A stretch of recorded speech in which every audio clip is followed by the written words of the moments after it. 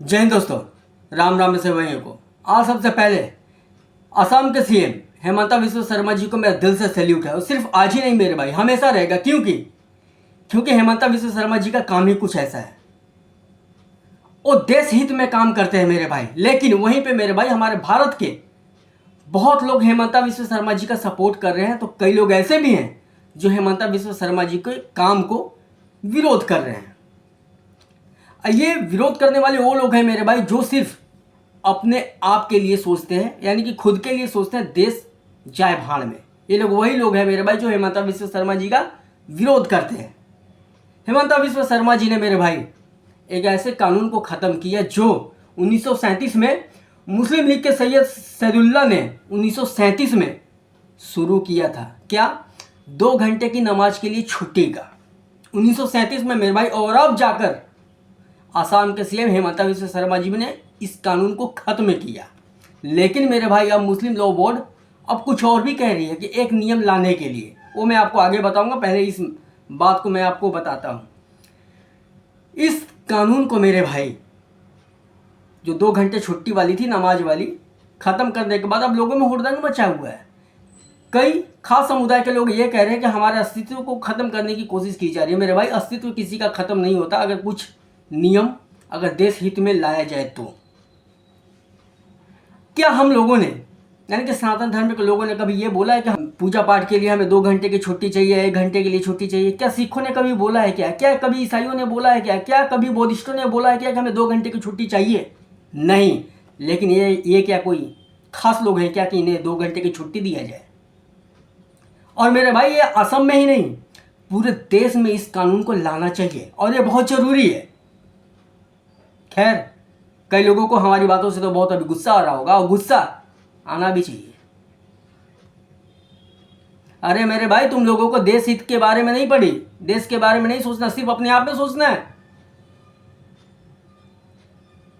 छुट्टी कर लो और पढ़ते रहो पूरे दिन, किसी को कोई आपत्ति नहीं है। ये तो सीएम हेमंता बिस्वा शर्मा जी ने देश के बारे में सोचा, कामकाज के बारे में सोचा, उसको देखने के बाद ये निर्णय लिया है। लेकिन कई लोगों को इस बात पे आपत्ति हो रही है, तो होना चाहिए और करते रहो तुम लोग आपत्ति। अब इन लोगों ने मेरे भाई एक नया पैंतरा अपना लिया है। अब ये लोग ये कह रहे हैं कि एक बिल लाना चाहिए। उस बिल का नाम सुनिए मेरे भाई, पैगंबर इस्लामी बिल।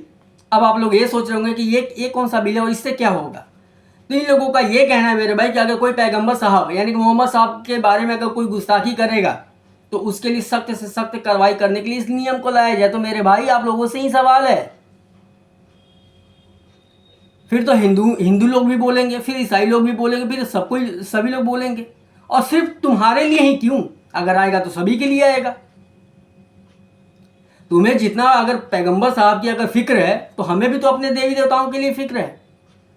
सिखों को तो अभी अपनी गुरुओं के लिए फिक्र है। ईसाइयों के लिए भी तो, ईसाई भी तो अपने लिए फिक्र करेंगे, बौद्धिस्ट भी अपने लिए फिक्र करेंगे। तो सिर्फ तुम लोग यहाँ पे खास हो क्या? ऐसे से बिल तो मेरे भाई इस्लामिक स्टेट में नहीं है, लेकिन हाँ इन लोगों को भारत में चाहिए। ये लोग उल्टा बोल सकते हैं हमारे देवी देवताओं के बारे में, लेकिन हम लोग अगर इन लोगों के बारे में अगर सच को बोल दिए ना तो फिर आपत्ति हो जाती है। जैसे कि नूपुर शर्मा को ही देख लो। नूपुर शर्मा ने ऐसा कौन सा गलत बात बोल दिया था मेरे भाई कि जब इन लोगों ने सर्तन से जुदा करने के नारे लगाने लगे थे?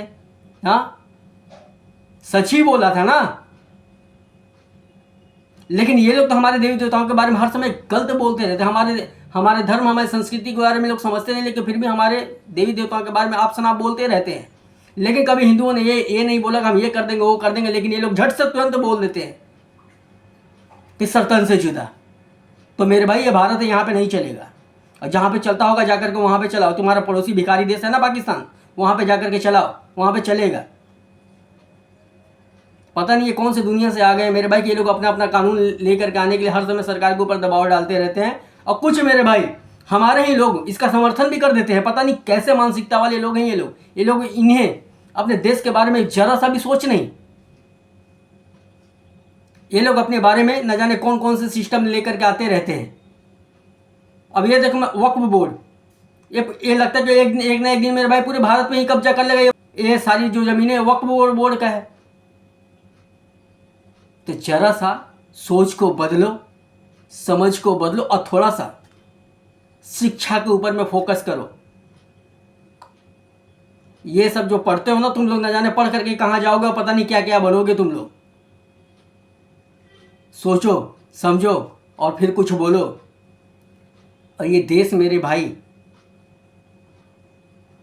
भारतीयों का है, और भारत वही है, भारतीय वही है जो भारत माता की जय बोलता है। और जो भारत माता की जय नहीं बोलता उसका ये भारत कभी हो ही नहीं सकता। सिर्फ जुबां पे हो सकता है, दिल में कभी नहीं। जय हिंद, जय श्री राम।